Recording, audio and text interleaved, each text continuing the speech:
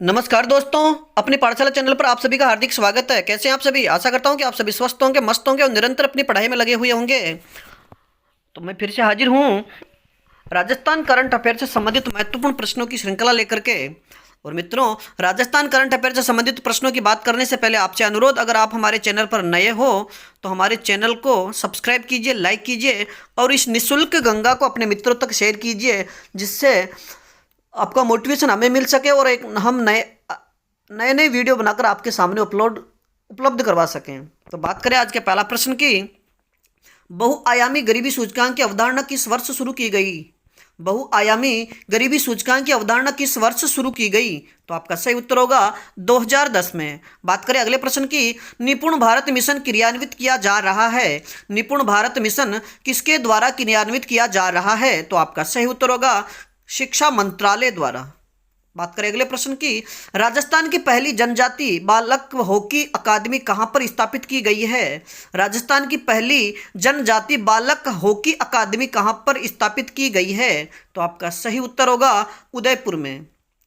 मित्रों, बात करें आज के अगले प्रश्न की। राजस्थान में मुख्यमंत्री ने राजनीर योजना शुरू की, यानी राजस्थान में मुख्यमंत्री ने राजनीर योजना कब शुरू की? तो आपका सही उत्तर होगा 2020 में। बात करें अगले प्रश्न की। राजस्थान में उत्सव भोज योजना का संबंध है, यानी राजस्थान में उत्सव भोज योजना संबंधित है या उत्सव भोज योजना का संबंध किससे है? तो आपका सही उत्तर होगा मिड डे मील योजना से, मिड डे मील योजना से। बात करें अगले प्रश्न की। अटल सेवा केंद्र को नया नाम क्या दिया गया है? यानी अटल सेवा केंद्र को अब नया नाम क्या दे दिया गया है, अर्थात अब उसे किस नाम से जाना जाता है? तो आपका सही उत्तर होगा राजीव गांधी सेवा केंद्र। मित्रों, याद रखिए कि अटल सेवा केंद्र का अब नया नाम राजीव सेवा केंद्र कर दिया गया है। अगला प्रश्न है। सीमा सुरक्षा बल द्वारा जनवरी 2022 में राजस्थान सीमा पर कौन सा अभियान चलाया गया? सीमा सुरक्षा बल द्वारा जनवरी 2022 में राजस्थान सीमा पर कौन सा अभियान चलाया गया? तो आपका सही उत्तर होगा ऑपरेशन सर्द हवा। बात करें अगले प्रश्न की। किस रेलवे स्टेशन को हाल ही में platinum green railway station rating दी गई है? कि राज्य का वह रेलवे स्टेशन जिसे हाल ही में प्लेटिनम ग्रीन रेलवे स्टेशन की रेटिंग दी गई है? तो आपका सही उत्तर होगा रातानाडा हवाई अड्डा, जोधपुर। अगला प्रश्न है। राजस्थान राज्य पर्यावरण नीति किस वर्ष जारी की गई? यानी राजस्थान राज्य पर्यावरण नीति किस वर्ष घोषित की गई? तो आपका सही उत्तर होगा 2010 में। मित्रों, बात करें आज के अगले प्रश्न की। बीधड़ी या बीठड़ी, मित्रों कई जगह बीठड़ी भी लिखा हुआ है, तो बीधड़ी पवन ऊर्जा परियोजना किस जिले में स्थापित की गई है? यानी बीधड़ी पवन ऊर्जा परियोजना किस जिले में स्थापित की गई है? तो आपका सही उत्तर होगा जोधपुर जिले में। बात करें आज के अगले प्रश्न की। 32वां बिहारी पुरस्कार माधव हाड़ा को किस रचना पर प्रदान किया गया? 32वां बिहारी पुरस्कार माधव हाड़ा को किस रचना पर प्रदान किया गया? तो आपका सही उत्तर होगा पचरंग चोला पहन सखीरी। और मित्रों, याद रखिए कि जो बिहारी पुरस्कार है ये के बिरला फाउंडेशन द्वारा दिया जाता है। और मित्रों, अगर प्रश्न पूछा जाए कि 31वां बिहारी पुरस्कार किसे दिया गया, तो आपका सही उत्तर होगा मधु कांकरिया को। और प्रश्न अगर ऐसे पूछा जाए कि 31वां बिहारी पुरस्कार मधु कांकरिया को किस रचना पर दिया गया, तो आपका सही उत्तर होगा हम यहाँ थे। मित्रों, बात करें आज के अगले प्रश्न की। राजस्थान के लिए जल जीवन मिशन योजना में केंद्र तथा राज्य की सहभागिता कितनी है?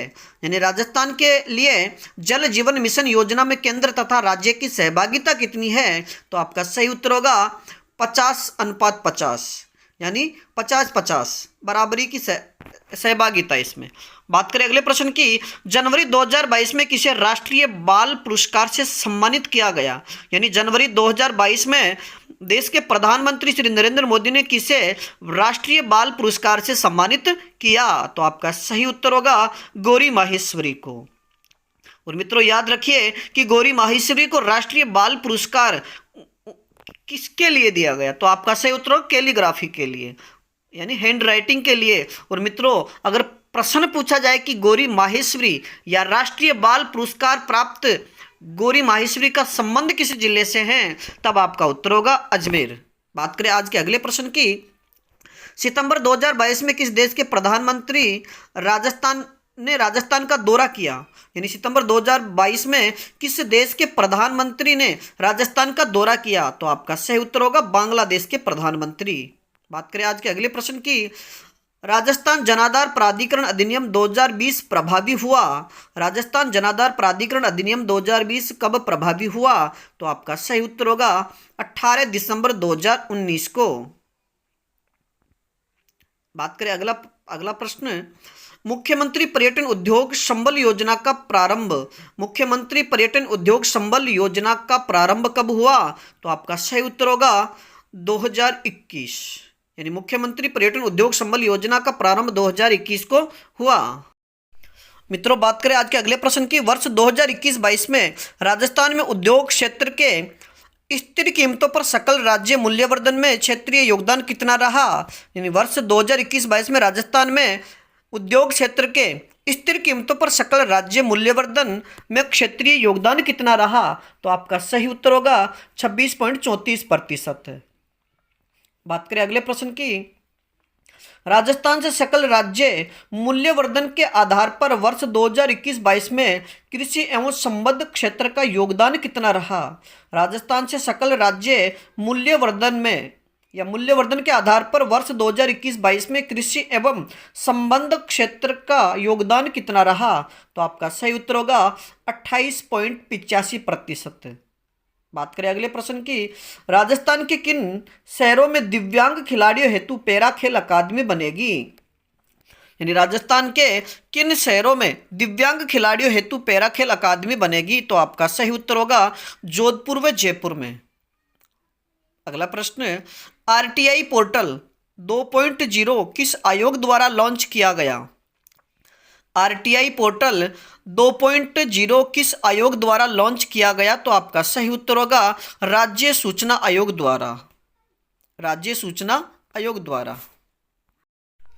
मित्रों, बात करें आज के अगले प्रश्न की। आमागढ़ लेपर्ड रिजर्व कहाँ स्थित है? आमागढ़ लेपर्ड रिजर्व कहाँ स्थित है? तो आपका सही उत्तर होगा जयपुर में। बात करें अगले प्रश्न की। राजस्थान इलेक्ट्रिक वाहन पॉलिसी की शुरुआत कब की गई? राजस्थान इलेक्ट्रिक वाहन पॉलिसी की शुरुआत कब की गई? तो आपका सही उत्तर होगा 1 सितंबर 2022 को। यानी 1 सितंबर 2022 को राजस्थान इलेक्ट्रिक वाहन पॉलिसी की शुरुआत की गई। बात करें आज के अगले प्रश्न की। मुख्यमंत्री किसान मित्र योजना का संबंध है। मुख्यमंत्री किसान मित्र योजना का संबंध है। तो आपका सही उत्तर होगा कृषि बिल में अनुदान से। यानी मुख्यमंत्री किसान मित्र योजना का संबंध कृषि बिल अनुदान से है। यानी किसानों को प्रति माह 1000 रुपये बिल में अनुदान दिया जाएगा। बात करें अगले प्रश्न की। राजस्थान का पहला संत संग्रहालय कहाँ शुरू किया गया? यानी राजस्थान का पहला संत संग्रहालय कहाँ शुरू किया गया? तो आपका सही उत्तर होगा समौर बाग उदयपुर में। और मित्रों, याद रखिए कि राजस्थान का पहला बर्ड पार्क कहाँ स्थापित किया गया है? कि राजस्थान का पहला बर्ड पार्क कहाँ स्थापित किया गया है? तो आपका सही उत्तर होगा गुलाब बाग उदयपुर में। यानी गुलाब बाग उदयपुर में राजस्थान का पहला बर्ड पार्क स्थापित किया गया है। बात करें अगले प्रश्न की। राज्य में दूसरा जल विद्युत प्लांट किस नदी पर बनाया गया है? राज्य में दूसरा जल विद्युत प्लांट किस नदी पर बनाया गया है? तो आपका सही बनाया जाएगा। तो आपका सही उत्तर है ब्राह्मणी नदी पर। यानी ब्राह्मणी नदी पर राजस्थान का दूसरा जल विद्युत प्लांट बनाया जाएगा। मित्रों, बात करें आज के अगले प्रश्न की। राज्य में बालिकाओं व महिलाओं के लिए ऑपरेशन दिव्य शक्ति अभियान की शुरुआत किस जिले से की गई? यानी राजस्थान में बालिकाओं व महिलाओं के लिए ऑपरेशन दिव्य शक्ति अभियान की शुरुआत किस जिले से की गई? तो आपका सही उत्तर होगा डूंगरपुर जिले से। मित्रों, प्रश्न ऐसे भी पूछा जा सकता है कि ऑपरेशन दिव्य शक्ति अभियान का संबंध किससे है? तो आपका सही उत्तर होगा बालिका व महिलाओं से संबंधित है। मित्रों, बात करें अगले प्रश्न की। मगरेरा मोती मीनजी रत्नु पुस्तक के रचयिता कौन है? तो आपका सही उत्तर होगा भंवर पृथ्वीराज। मित्रों बात करें अगले प्रश्न की, महारीमायड यानी महारीमायड पुस्तक के रचयिता कौन है? महारीमायड पुस्तक के रचयिता कौन है? तो आपका सही उत्तर होगा मीनाक्षी बोराना। और मित्रों याद रखिए कि मीनाक्षी बोराना का संबंध जयनारायण विश्वविद्यालय की राजस्थानी भाषा विभाग से है, यानी राजस्थानी भाषा विभागाध्यक्ष हैं। और इनकी एक प्रसिद्ध पुस्तक और है कुओं, यानी आपसे पूछा जाए कुओं किसकी रचना है? तो आपका सही उत्तर होगा मीनाक्षी बोराना। बात करें अगले प्रश्न की, धरती पुत्र भैरों सिंह शेखावत पुस्तक के रचयिता कौन है? धरती पुत्र भैरों सिंह शेखावत पुस्तक के रचयिता कौन है? तो आपका सही उत्तर होगा बहादुर सिंह राठौड़। बात करें अगले प्रश्न की, आजादीरा भागीरथ महात्मा गांधी आजादीरा भागीरथ महात्मा गांधी पुस्तक के लेखक कौन हैं? तो आपका सही उत्तर होगा वेद व्यास। मित्रों बात करें आज के अगले प्रश्न की, आइंस्टीन के चमत्कार का वर्ष आइंस्टीन के चमत्कार का वर्ष पुस्तक के लेखक कौन हैं? तो आपका सही उत्तर होगा अजय घटक, और ये भौतिकविद है। मित्रों बात करें अगले प्रश्न की, माटी की महक पुस्तक के रचयिता कौन है? माटी की महक पुस्तक के रचयिता कौन है? तो आपका सही उत्तर होगा कथाकार माधव नागदा, यानी माटी की महक पुस्तक के रचयिता कथाकार माधव नागदा है। मित्रों बात करें अगले प्रश्न की, पद्मश्री अवार्ड 2022 खेल के क्षेत्र में किसे दिया गया? पद्मश्री अवार्ड 2022 खेल के क्षेत्र में किसे दिया गया? तो आपका सही उत्तर होगा अवनी लेखरा को।